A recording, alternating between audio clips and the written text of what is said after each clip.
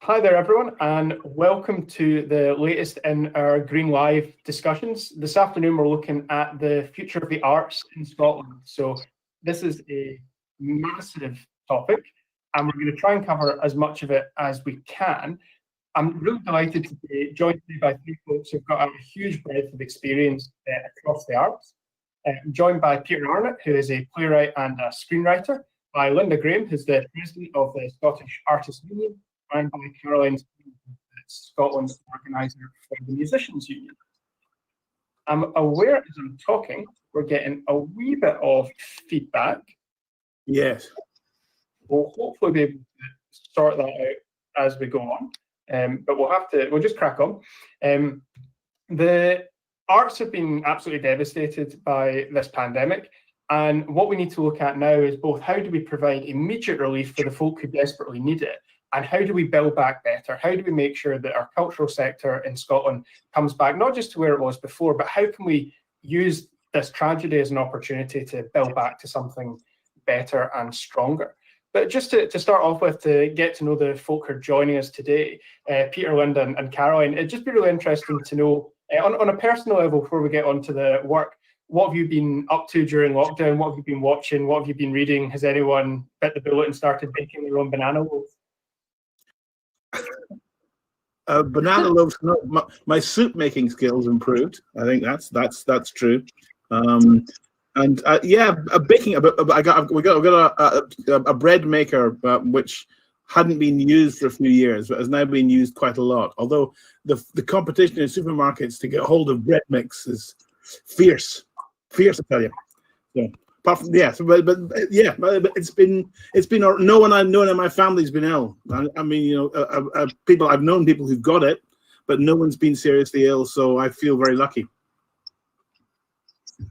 Yeah, same with us. Nobody has been directly affected illness-wise, so that's absolutely an amazing thing to happen. I've been doing a little bit of baking, and in the middle of the beginning of lockdown, we got our allotment after waiting for maybe 12 Oh, 13 fantastic. So when we knew it was safe to go down, we've been trying to sort of begin that process of learning about how that all works, getting tips from other allotment holders. It's great timing. Yeah. I'm not going to lie, I've definitely baked a few banana loaves so far. I've even into a couple of Victoria sponges and then had to just knock the baking on the head because it was just getting a bit out of control, and it's just me and my husband, so we were the only ones eating it. But I've also got a now 5-month-old puppy who's been keeping us really busy through lockdown as well, busy and entertained. So that was quite a good move, I think, on our part as well. Brilliant. Well, I hope this is like one of those, the Sky News and the BBC interviews in the last couple of days where the puppy gets to make an appearance at some point. I think that would probably boost our viewing figures quite a bit, give us that viral moment. I've got a 26-year-old son. I'm not sure. My son could appear at some point, but he's 26, so he would cause no thrills. So. But I can say, as a 26-year-old, we're not the most excited. We're certainly not more excited. Moving on though to the substance of the discussion about how this virus and how the lockdown has impacted the arts and impacted your sectors. I'd be interested at first if you could maybe just give a summary of what, Caroline, for Lynda and yourselves, what the unions have been doing and how this has impacted those that you represent, and then Peter, of course, from your personal perspective on the coalface there. So I don't know, Caroline, if we could maybe start with you about what this has meant for musicians and what the role of the union has been over a really difficult couple of months. Well, the impact for musicians, as I think everybody's aware, has just been profound. It's been devastating, actually. Over the course of maybe a 3-day period in the middle of March, our members really lost pretty much all of their work. Our members tend to be predominantly freelance. They tend to be predominantly low incomes as well, under £20,000 for most of our members. And so the type of work that they were losing was all the live performance work, so weddings, clubs or the gig circuit, but also teaching and also theatre work and all those different income streams that our members really rely on so heavily to try and make ends meet on a day-to-day basis. So it was really, really devastating for the studios closed. There was really nowhere for a lot of musicians to go in terms of being able to continue functioning and working and actually earning as professional musicians. The only 38% of our members are not eligible for either the job retention scheme or the self-employment income scheme. So really there were huge numbers of musicians and our members who still haven't received this thing. So in terms of what the union's done and to respond to that, I mean, we knew that we had to act quite quickly. We established a hardship fund for our members. It was, small grant of a few £100s that we were able to administer to members who were in really kind of dire need of that immediate support. We also implemented a tax holiday so that people could still remain members of the whilst also having a little bit of a financial break, a little bit of insulation for them then. I mean, a lot of members have really let us know how crucial their membership has been at this point as well. So hopefully it's meant that we've been able to make sure that a lot of people still have access to their union membership and all the support that we've been able to offer as well. We set up a crowdfunder to be able to continue to raise money for the hardship fund as well, which has been really, really well received. Obviously, we've been lobbying at UK government level, Scottish government level, on all the issues which are still ongoing. Including the vast numbers of musicians who have fallen through the gaps of the support that's been available, which has really been, I would say, probably the biggest issue. And now we're trying to lobby to make sure that we try and get musicians back to work as safely as possible and at the right time.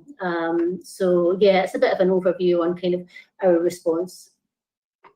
And in terms of the musicians that you're representing, I'm assuming that it's a really substantial number of folk who are self-employed, but what's the division there in terms of your members between self-employed and those who might be in employment?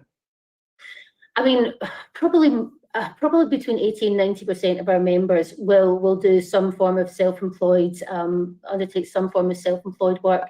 It really does vary though, because the nature of the self-employed work is just so different. A lot of our members actually fall into the category where less than 50% of their earnings are from their self-employed income, but that is the income that they generate from their work as musicians.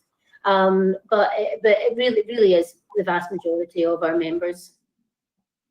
Our employed members would tend to be employed by the orchestras or as music teachers, for example. And Lynda, what about yourself? Is that a similar story in terms of the role that your unions had to play? Obviously, your membership is really quite incredibly broad, so I imagine you've had to deal with all sorts of different issues in a very short space of time. Yes, similar to Caroline's members, 81% of our members are self-employed. 83% earn less than £10,000 a year from their practice. They're already very lowly paid. And similar to Caroline's sector, everything stopped pretty much overnight. Galleries closed, studios closed, teaching stopping. So it had a severe impact on our members. We've been running quite a few mini surveys to kind of keep up with what the needs are and identify what kind of support. From our recent stats, 64% said their income had reduced or stopped. Of those that received support, 68% said it would last 3 or 4 months, and 35% said it would last 1 to 2 months. 75% said their income had decreased even with support. And artists have, very sort of like a portfolio of different income streams, or very ways of making their income. So we've been given a lot of support to sort of navigate through different types of support that have been available. So we've also been lobbying to raise issues to get more sector-specific support and identify the gaps. when people were falling through quite a large debt. Some of those similar to the ones that for people who are self-employed. We've been working with the Scottish Government to develop safe guidance on returning to studios and working places. And the other sort of major kind of approach that we were able to take for our members was to move a lot of our learning program online, and that has been really crucial in maintaining support, particularly around mental health support, as well as the kind of practical delivery of the subjects. We've covered subjects like navigating the benefit system, managing your finances, at times like this, looking at copyright, because a lot of our artists were moving to working online and needed support with that, cyber security as well, how to work from home, just as we talked about, managing all the kind of pressures. Quite a lot of our members have got childcare, so they've been trying to continue to work in some capacity from home, as well as juggling childcare and caring needs. And Peter, what about yourself? I mean, did you have projects ongoing when this started that had to be put on board? Sure. I mean, I suppose in terms of my personal thing, there was a tour cancelled of a play, and obviously that has an effect on income. But I'm comparatively lucky if I look across my friends and colleagues in the business, whether they're administrative staff, whether they're stage staff represented by BEC2 or actors with equity, both of which are trying in the same sort of ways that the Musicians Union and the Artists Union to do some welfare work. An awful lot of people in my business are not like me in that they do earn less than 50% of their wages from the art. This is sorry. I'll kill that.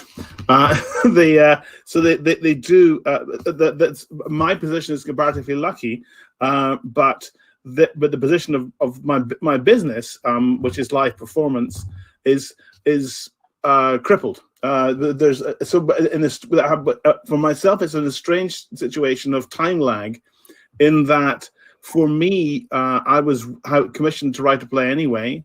I'm still writing it, but I have absolutely no idea, and neither do the producers, of when or if that show can go on with a crew of 8, with a cast of 10, with 2, I hope, musicians, and all those people. So in a sense, my personal employment is kind of okay, and because I fall into the self-employed category, I'm kind of okay, and I'm at home, which I usually am anyway. So it's been, it's bizarrely normal for me personally, but for my friends and colleagues, it's catastrophic what's going on.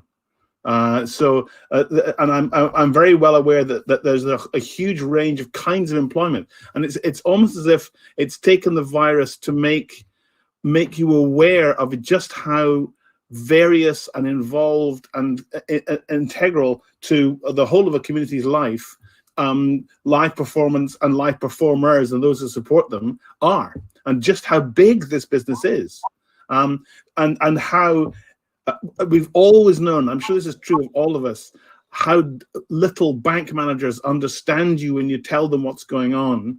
But the thing is that's exactly the same is true of government departments, is that they don't get it. They don't understand it, which I think is one of the reasons why if you have like the UK government, their current attitude towards live performance seems to be, what's the problem? That which makes money, and that which doesn't, well, the devil take the hindmost. It seems to be. It seems like a deliberate policy of let's just shut everything and see what survives. And whereas at least the Scottish government, although God knows they've got quite a lot on their plate at the moment, are at least making gestures in the direction of saying we need to first of all support those who have fallen through the gaps, and those, especially when the furlough comes to an end in October, and effectively comes to an end for a lot of people in August. There's going to be an awful lot of people who are in different kinds of employment who are obviously going to be extremely challenged, and at least there's some kind of foresight I think, even if it's still even 3.5 months into this emergency, it's still emergency measures. It's still more or less flailing, and we're not nearly future facing yet.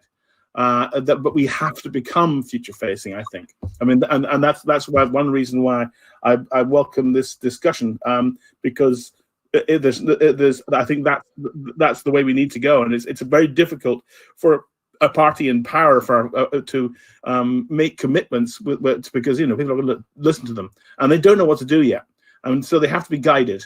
And, that's what luckily enough we're here to do that.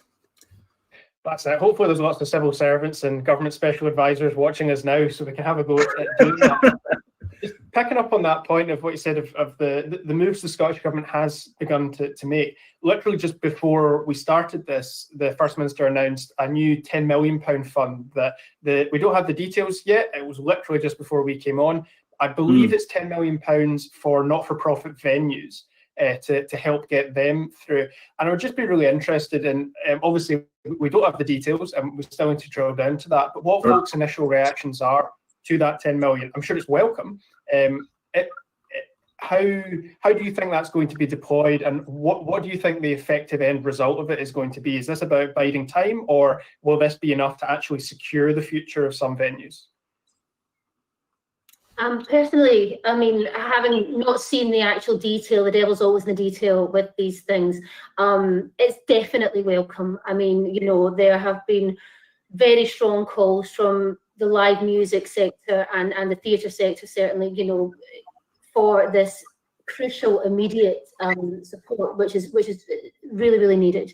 So it's definitely going to be welcome. The administration of the funds will be, again, that's detail that we're not privy to. Creative Scotland will be distributing the funds.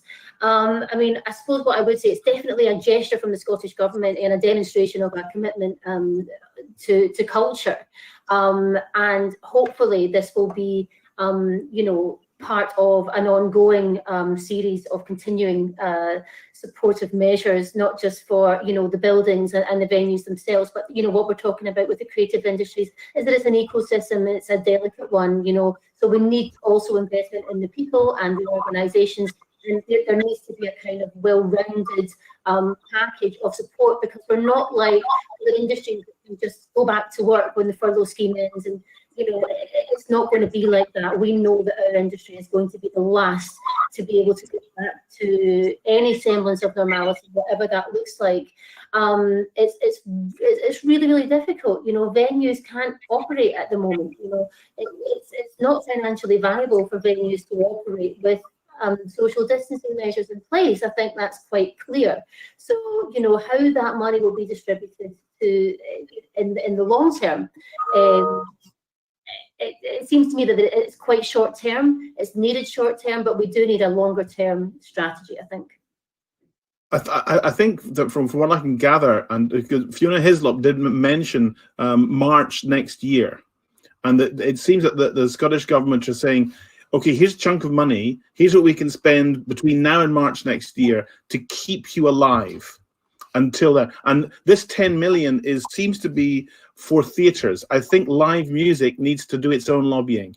I think that's ongoing. And it was mentioned, but it's only a press conference, so it was mentioned that live music venues would again. But I think it's continuity money. I think it's so that redundancies don't turn into into closure forever. I think that's basically what. Oh, sorry. Everything whining at you. But it's so I think that's what's going on. That this money is buying us time, but what we need to do is make sure we use the time. Make sure we use the time to think and plan for what comes next. It seems to me, because I don't think this crisis, as I said before, I think it's exposed a lot of things that weren't right anyway, and that we can do something about a longer term addressing of those structural problems. But we can go into that later on. I've just got some live clarification while we're on of exactly what Peter just said, that the £10 million fund will be for live theatre and dance. So as you said, for music and for a number of other sectors, there's definitely going to need to be some follow-up work. And hopefully what we saw today was an indication that more is coming. But we've just had that clarified, that the 10 million, that's for live theatre and live dance. Okay. So, Lynda, I imagine that, I mean, your membership covers a whole range of different sectors, and some of your members will definitely be helped by this. This will give them that breathing space and help them get to next year. But for others, clearly, that they don't sit within sectors that are going to be supported by a fund for live theatre and dance. How's your interaction with the Scottish Government been so far? Do you have an indication that there may be more coming? Do you think they have an appreciation of where other parts of the cultural sector are right now? I think there's been a little bit more appreciation recently about how artists run their working lives and what a challenge it is to make a living and to be fairly paid and remunerated for what they do. But I think we'd like to see more, you know, if there is some sector-specific support that is similar for our sector, it would be absolutely welcomed. Our members are slightly different in the sense that we did a survey recently on studio use, and quite a few, maybe about 70%, have been able to return to work. That's possibly because quite a lot of them work from home studios, but they are getting back into their studio spaces. So there's issues about that studio infrastructure and how people pay for the studios.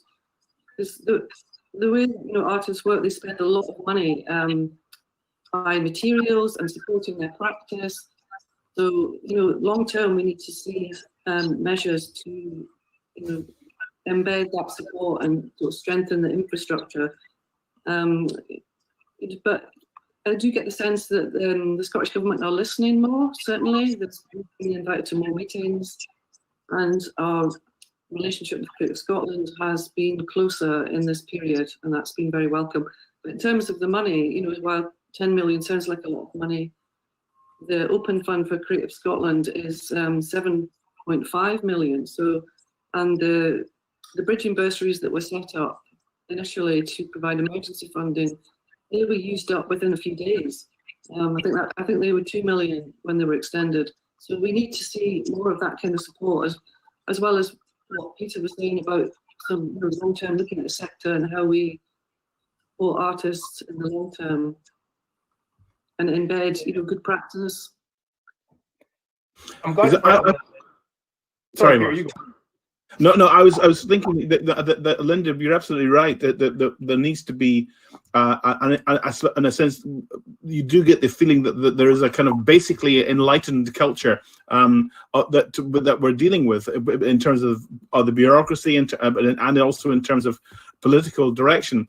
But it has struck me that we need to, that in a sense, if to make the real case, the strongest case for the arts, you also have to make the case that it's not, it doesn't cost money, it makes money, I suppose, is one aspect. But I'm kind of tired of hearing that argument. I'm also tired of hearing the argument about, oh, David Tennant started off at the Tron, you know.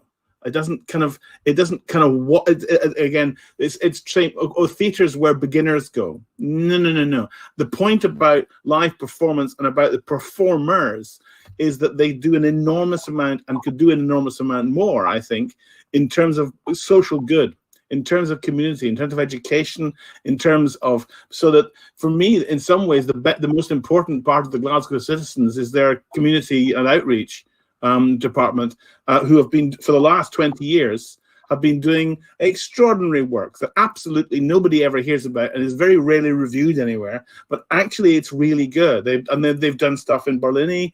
They've done stuff with people who've been abusing substances. They've done stuff with the homeless. They've done all kinds of things. And again, but there are hopeful signs. Insofar as, I mean, another thing that's been set up quite quietly is a national partnership for culture, which has got a kind of, I suppose, a panel of high hegians from whom the theatre representatives, so David Gregg, who is a fellow playwright, but also artistic director of the Lyceum, and Robert Softly Gale, who runs the company Birds of Paradise, which is a disabled theatre makers company, which also does lots of workshops with people who've got various different kinds of challenges. And again, I think there's something about an integrated vision of what the arts are and what they're for, that forms the absolute core for me of what of making our case, of saying, look, we can refresh everything. That performance and the skills of performers as educators, and as people who can visit lots of different kinds of venues, and there's lots of stuff going on. There's so for I don't know, Perth Rep are doing a piloting a program where they take a very tiny theatrical performance to sheltered accommodation, to long stay residences for older people, that kind of thing. There's all kinds of plans and good intentions, but I do feel it all needs to get brought together. And brought together to say to the voters and taxpayers, and also very importantly for all of us, I think, lottery ticket buyers of Scotland, because that's where most of the actual funding comes from. It doesn't come from direct taxation, an awful lot of it. But we need to have a sense of, if we think we deserve all the support, I think to a degree we have to prove it. I think we have to earn it. I don't think, because I think whenever this is raised in the newspapers or whatever, you get the usual comments on Twitter and Facebook about posh lovies and elitists, and so we have to get past that. And I think that the usual economic arguments and the usual breeding ground for the stars arguments, neither of those do that. And I don't think either of those do that. And I think what we need is a much more integrated vision for the arts, and vision for what, but which you can't divorce from a vision for society, which is possibly why the Tory government in London hate us all so much. I think there's a really interesting point there about how the value of particularly grassroots and community level arts and culture, that it's not simply a pipeline for producing elite level. It's not simply a pipeline for producing the next Netflix series. Though often that is a good way to explain to people, actually, you do get a lot out of the arts, and you certainly have during lockdown if you've been reading or listening to music or watching TV shows. Absolutely. But what I often find when you're trying to make that connection to people for whom that kind of instinctive tabloid headline style, no, that these lovies, they shouldn't be getting public money. The connection or the comparison with grassroots sport, I find is quite a useful one, that very few people would argue that the only value of grassroots sport of their local community football club is that it might produce someone who plays for a first division team, or it might produce someone who plays for the national team. People get the value of grassroots sport, I think, on a wider level than grassroots culture, because they see it is actually all around them and they benefit massively from it, but the penny hasn't quite dropped. And often I find when I make the comparison with sport and say, well, the grassroots, both levels, massive impact in your community, you don't begrudge the local football club or the netball team or whatever it might be. Often the penny might start to drop there. I'm aware, though, we're getting loads of brilliant questions coming in, so I want to try and rattle through quite a few of them. In fact, folk have touched on them. Lynda touched on the one around the bridging bursary, and I'd like to come back to that. But before that, I think the best one to just frame it is, we've got a question in from Scott that really underpins everything we're talking about here. He asked the most pressing question: how long do you think it will be before live gigs, open mics, he even mentions karaoke, which is a big favourite with the staff team for the Green Group in Parliament, how long will it be before live performance and live participation is a reality again? And this comes back to the government's phasing plan for coming out of lockdown. And I'd be interested to hear from yourselves if you feel you have enough clarity from the government about what phase you can begin each part of work again. Do your members know, right, this is the point at which I and my sector are able to get back out there and do our thing? Well, I mean, I think that the government's already started to produce and published some guidance. So just this week, there's been some guidance published about getting back to studio work. So that's been quite welcome news for some of our members.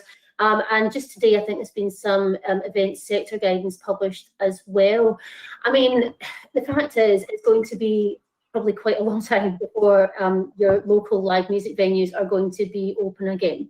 Again, it's not just about being able to open the doors, it's about social distancing measures and whether or not that's going to be a financially viable thing for venues to be able to undertake. But certainly what what the Musicians Union are calling for is that outdoor live performances, for example, could be a very, very helpful first step. So, in busking, in bandstands, parks, beaches, car parks, wherever these outdoor performances can take place, it will still allow musicians to earn something. But not only that, it will be really positive for communities as well to re-engage with music and to re-engage with the arts as well. And especially if we are talking about, keeping it local to help boost our high streets and town centres, which have suffered terribly in the wake of COVID as well. And,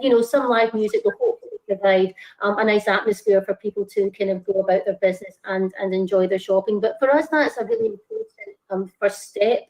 And we saw announcements last week when they are in terms of reopening the pubs and places like that in England, but no live music is allowed. But I mean, ultimately, we would like to see, socially distanced live performance being allowed in these venues when the time is right and when it is safe to do so. But there's still a lot of discussions going on about what's safe in terms of different instruments. Obviously, singing is quite different from, playing the guitar.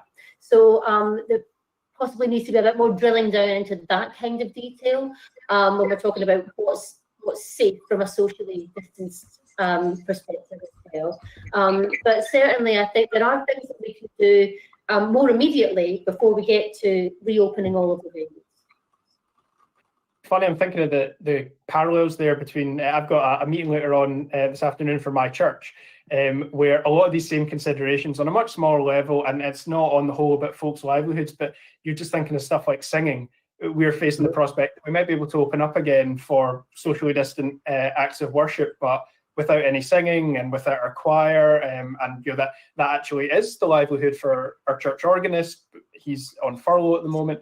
Thinking of the massive repercussions of something like this, and for how many different sectors and areas of society these same kind of questions are being asked. I was trying earlier this week to read some of the scientific research around what impact singing might have on spread of the virus, and it's one of those areas that's really challenging. We simply don't know enough about it yet. So the precautionary principle would dictate that we take it slowly because it's simply not worth the risk. But obviously, for a sector like live music, that can have really devastating consequences unless the relief is out there. Lynda, what about yourself? Do you feel you've got enough information from the government that you're in a position to answer your members' questions? Obviously, the government doesn't know all the answers, and we don't know exactly where the virus is going to be in a month or 2 months or more. But as far as you believe they know what they're planning on doing, has that been effectively communicated with you in a way that you can then pass on? Oh, I think you might be on mute. Sorry. There we go. Because we've been involved in the discussions about drawing up the guidance, we hope that has provided a good checklist. I think it was prior to that guidance coming out, there was a lot of confusion because studios and workspaces in England, a lot of them were open. So the artists up here were saying, well, why is my studio closed and why am I still paying for it? We've got, obviously, there's a diverse sort of range of different forms of studio spaces. But so now that the guidance is out, we're hoping that will support people working through the different kind of types of working spaces and help people to get back to working safely. Other difficult areas are shared working spaces like print studios. I know they're trying to work very hard to think about how people can go back into those spaces and work safely. A lot of our artists obviously work in communities. We've touched on that and the importance of that.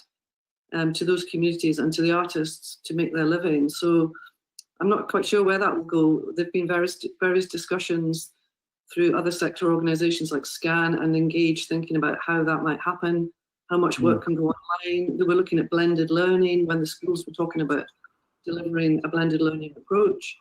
But and I believe galleries open in phase 3 of the route map. So I think it's just, yes, it's just going to be an ongoing discussion about looking at options and maybe backup digital options, so that if places did have to go back into lockdown, for example, that could be a backup option. And the sector certainly needs support to do that, to move more work online, and to be able to do that, you know, in a managed kind of way. I think that part of our problem with this whole thing is the attempt to think of everything all at once, and where actually, like with an illness, you know, you have convalescence followed by recovery, followed by going back into the world, followed by some kind of normality. And it seems to me that every single stage of this has got a kind of corresponding logic that you need to say, in the sense that the Scottish government has got its staged recovery program. But it seems to me the arts, because our needs are slightly different and possibly a good deal slower, that in a sense we need to say, okay, well, how do we practice theatre that isn't theatre? And there have been various sporadic, largely, attempts to put things online. Some things have been commissioned. There have been, and the National Theatre of Scotland have done some stuff. Pitlochry Theatre have done some stuff. The Traverse Theatre took a show that they were already doing, that they were rehearsing, and they put that online. And the various, you know, people there again, that it's not organised. It's not. We don't have a kind of programmatic sense of, this is the kind of thing we can do now. This is the kind of thing we can do next. This is the kind of thing we can do after that.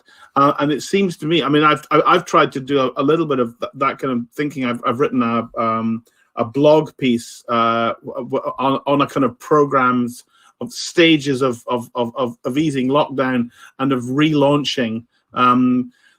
Bright new future, partly for my own sanity, because in a sense there was no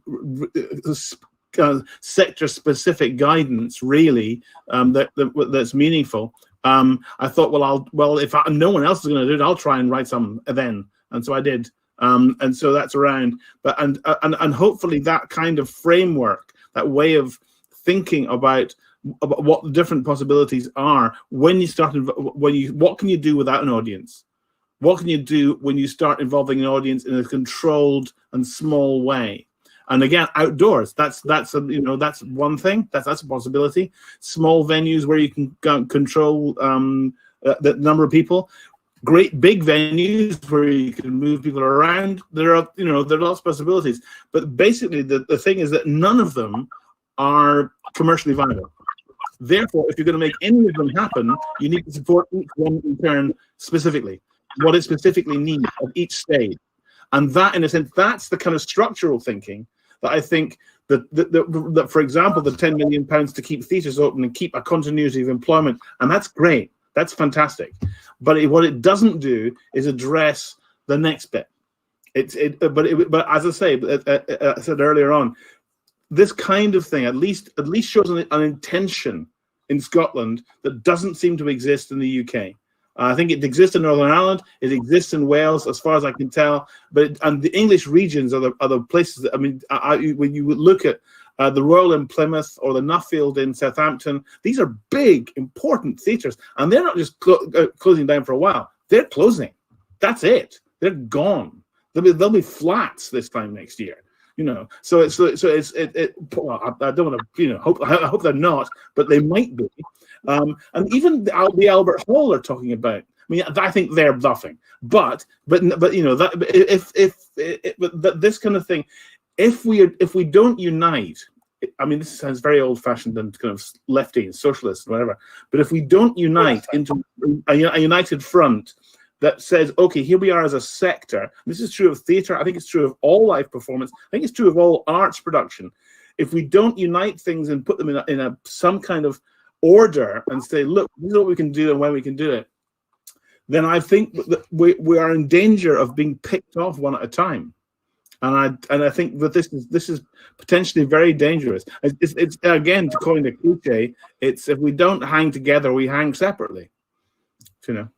That question around commercial viability is a key one, because it's about what do we actually think the arts and culture is for? Yes, it is a significant sector of our economy. Yes, a huge number of people depend on it for their livelihood. But if you're to take an aggressive kind of laissez-faire neoliberal approach of if you are not in your own right commercially viable and profitable, then you don't deserve to make it through this. That is disastrous. I mean, it's economically disastrous and economically illiterate, but it's far more damaging than that. Societally, it's far more damaging than that. And we know that this is a sector for whom commercial viability is not, on the whole, compatible with social distancing. That's not an argument to get rid of social distancing before it's safe to do so. It's an argument to support the sector until such times as it becomes more viable.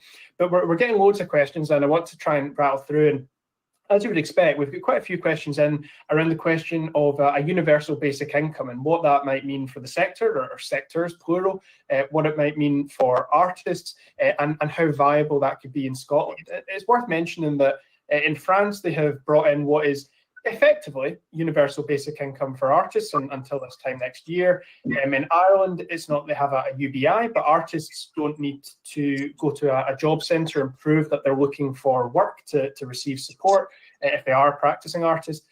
So there's all sorts of other models coming up. But I think it's fair to say across Europe, this debate has increasingly moved towards a place of looking at a proper universal basic income, and that's the same here in Scotland. So I'd be really interested in your thoughts on that and what that would mean for those you represent. Peter, what you think it would mean for yourself or for those that you work with.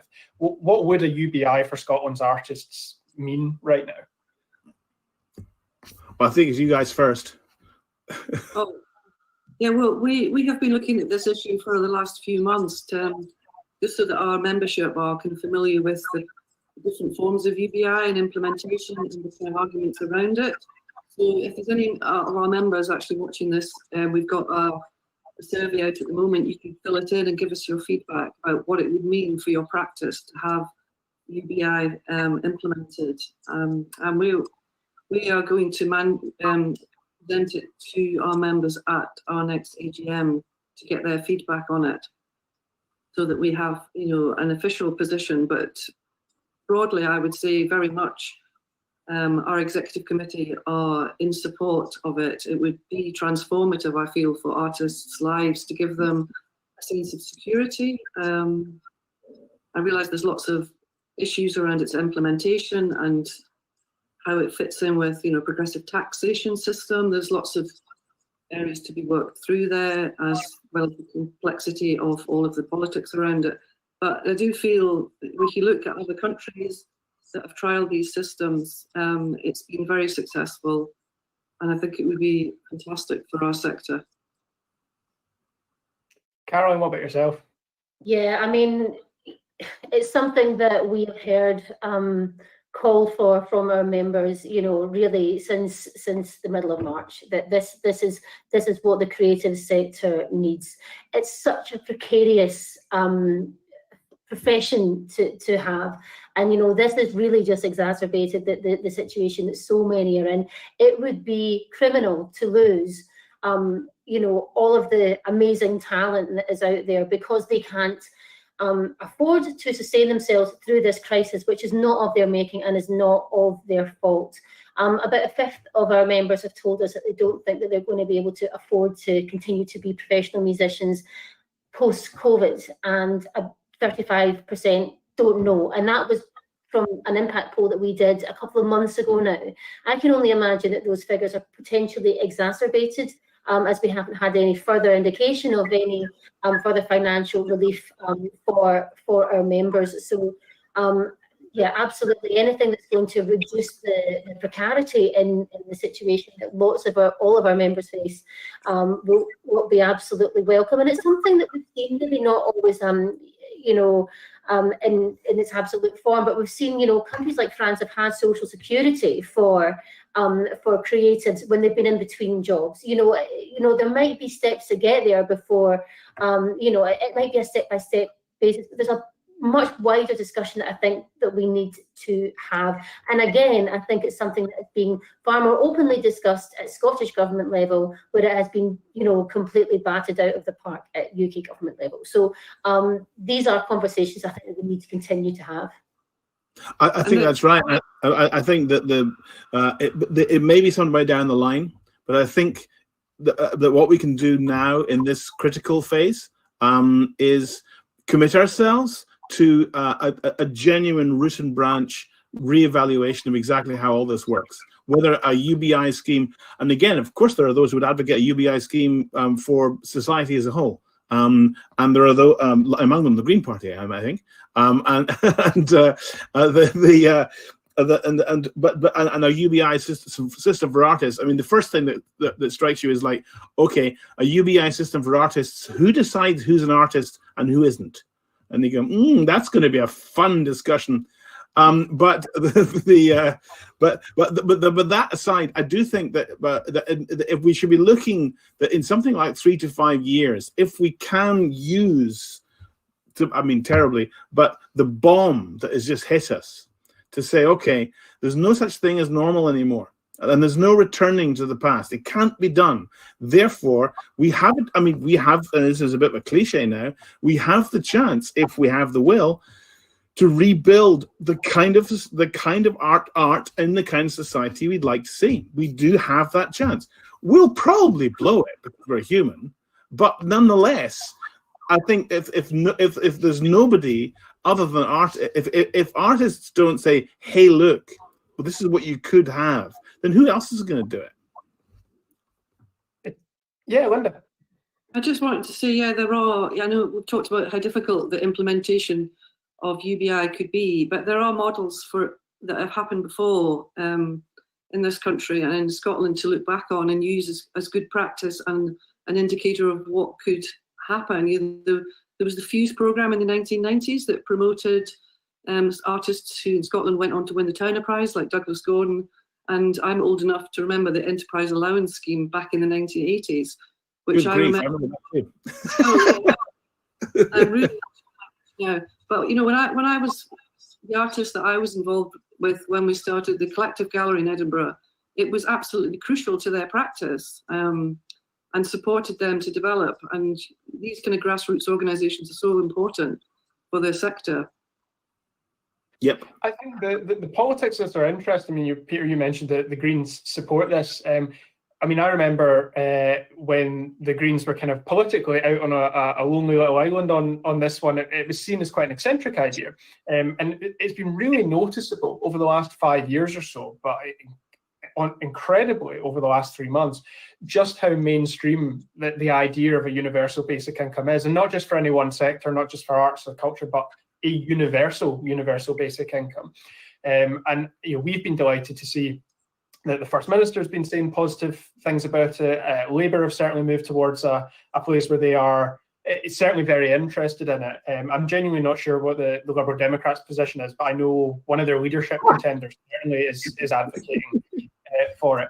So it's become much more mainstream. And for those of us who are kind of carrying this banner at a point where it absolutely wasn't, that's fantastic to see. But yeah, I mean, we recognise it is much more challenging to implement this in Scotland compared to if it were implemented by the UK government on a UK-wide level, or if you know the broader welfare system were entirely devolved, then it would be easier. But you know, there are 4 local authorities in Scotland who've been taking this forward, who've been looking at the pilot around it. Their report has just came in.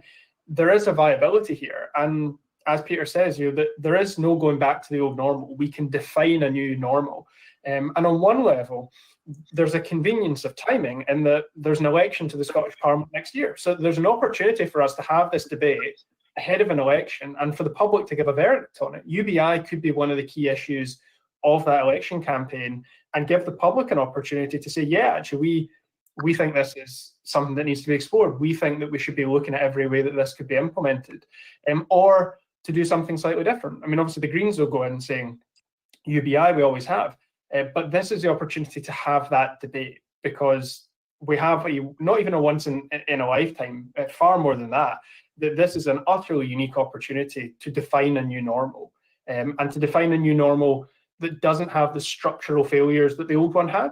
The old normal really wasn't working well for a lot of people. It certainly wasn't working well for a lot of artists and creatives. And we've got an opportunity to do something different. I'm keen, though, before I talk any longer, to again just go back to some of the questions we're getting in, but to stick with this idea of how to support artists and creatives. And going back to what Lynda mentioned earlier, there was a question from Alex on Creative Scotland's bridging bursary scheme to cover immediate need. And I would be interested to hear your experience or your members' experience of how well that worked, whether it would be worth trying to renew that again. What purpose did it serve, or is something a bit different needed? And bear in mind, this was an immediate emergency fund. Certainly for our members, the bridging bursary worked very well. There was a few glitches in terms of the application procedure initially, but they were kind of sorted out very quickly. And there was a very sort of light touch and a very simplified application process. And the payments, I think some of the payments that were approved, the approval rating, I might be wrong on this, but I think it was around about 95% of people were approved as eligible. And some people had payments within 2 weeks of applying, which, so generally we've had a very positive feedback about the bridging bursary. And we would like to see, obviously we're not at the emergency level, but we're at the kind of middle stage continuation support, but something similar, or a bridging bursary phase 2 would be very welcome. It certainly worked for a lot of our members who were eligible. 95%. I'm trying to think. I've spent the last 2 years on the committee that scrutinises Creative Scotland as part of our role, and I don't think I've ever heard of anything they've done that's hit a 95% approval rating with the folk they're working with. So credit to them for that under these circumstances for having achieved it. Caroline, I don't know whether the Scottish Society of Playwrights, which is there's only about 100 of us, so there's I don't know about what their experience is, but that's who you'd have to ask, and the Playwrights Studio.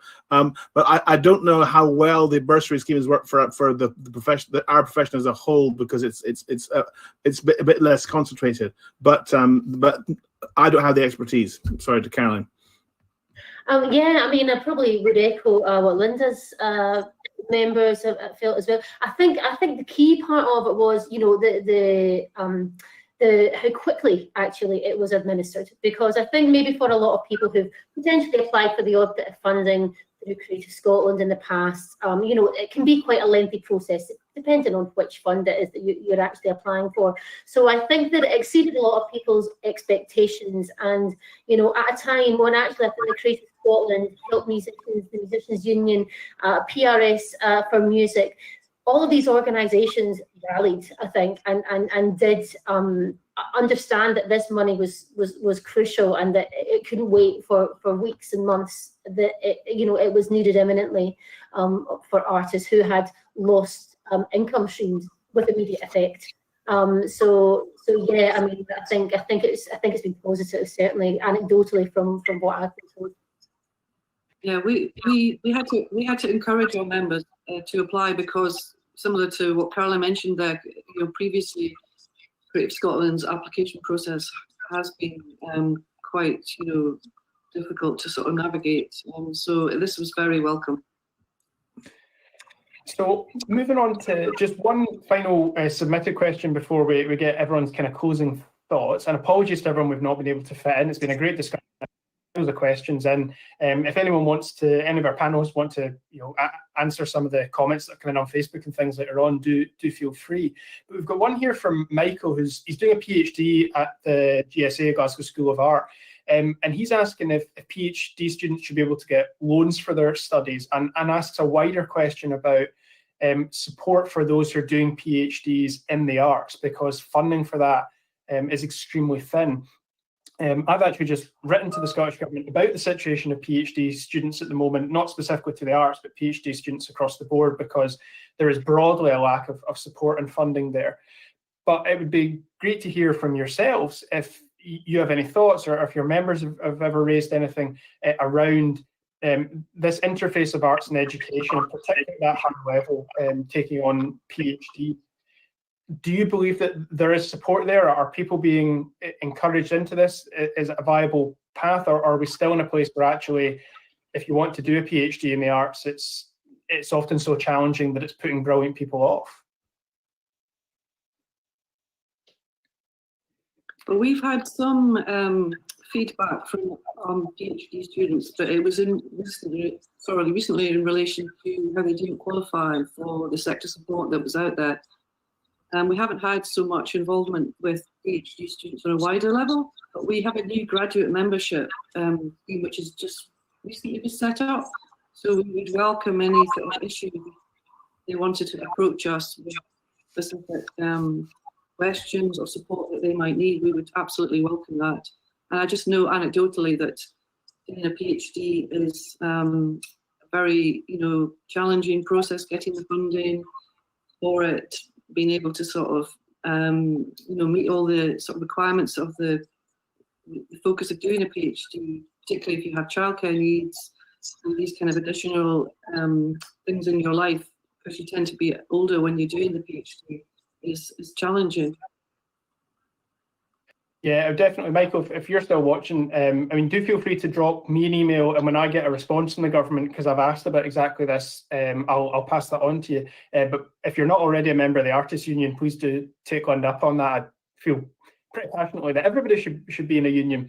But we've seen some comments actually, if you look on Facebook, about the value of the unions that we've got here. So, Caroline, I thought I'd read this one out to you from Sam saying, Caroline and the whole Musicians Union team have done an astonishing job to support young members who haven't qualified for the self-employment scheme, because we often take other jobs as well. So there you go. There's young members of the Musicians Union who are attesting to the value of being in a union right now. It's 3 minutes to 3 though, so I said we'd round up at roughly this point.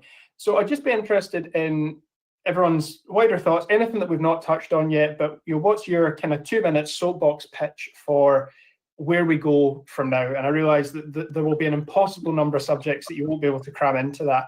But if we're talking about building back better, this new normal, a new opportunity for the arts, coming from an incredible place of crisis, but a new opportunity, where do you believe we can and should go now? I don't know, Peter, if you want to kick us off on that one.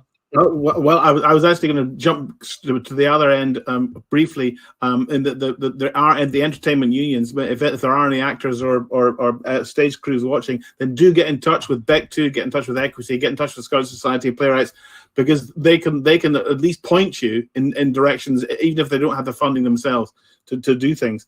But I think in terms of, I think what we need to do is we need to get together. We need to get together as a theatre industry. We need to get together as artists and start a kind of an ongoing conversation, which hopefully this is a contribution to with political parties, because this is necessarily political. This is necessary. This is politics. This is the allocation of public money, and it's also questions of culture. This is enormous. It's like hitting a wasp nest with a hammer, and there's going to be lots of buzzing around, and there's going to be lots of chaos. But the thing is that the bad guys win if the chaos prevails. So they must not win. They mustn't win. It would be tragic if they did. Excellent. Caroline? I suppose I would say, this has been catastrophic for so many people, for so many artists, for so many musicians across the whole board. But, this presents opportunity for us as well, and an opportunity possibly for us to be able to take our space where we potentially weren't able to before. It's presented an opportunity for a lot of musicians to take time to do the things that they didn't have time to do before, to upskill in areas where they maybe weren't as strong before, such as online gigs and things like that, and really trying to advance their creative skills. If one industry can adapt to, you know, and impose change of circumstances. The music industry and the creative industries are the industries to do that. But I think that importantly, this presents an opportunity for us to create a much fairer, you know, creative industries, but wider industries as a whole.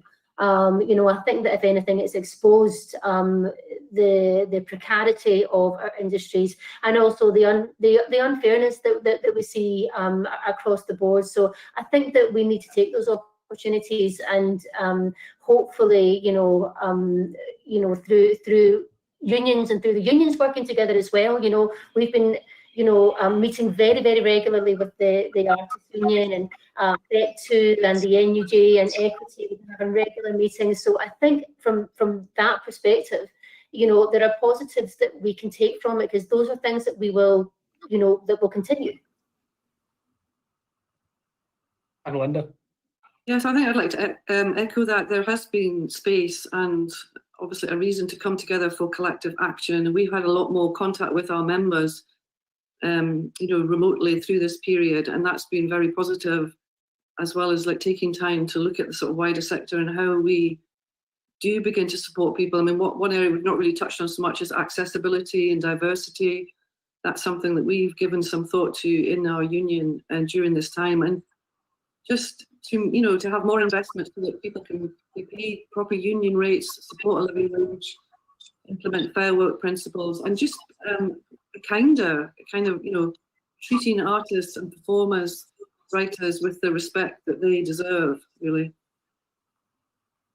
Fantastic. That'd be nice. Yeah, thank you so much to all of you for your thoughts, and thank you to everyone who's contributed on Facebook and on Twitter and every other platform that we're hosting this on. There's a whole load of comments, questions and thoughts coming in, so it's been brilliant. So huge thank you to Peter, to Lynda and to Caroline, to everyone who's watching. We'll be back next week with another one of our Green Lives, moving on to a new topic. We're hoping to continue these throughout the summer. If you've got suggestions for topics, please do let us know. We're keen to cover the whole gambit, and we know there's a huge amount going on at the moment. But for now, we're going to leave it there. So I hope everyone has a lovely weekend. Thanks for joining us.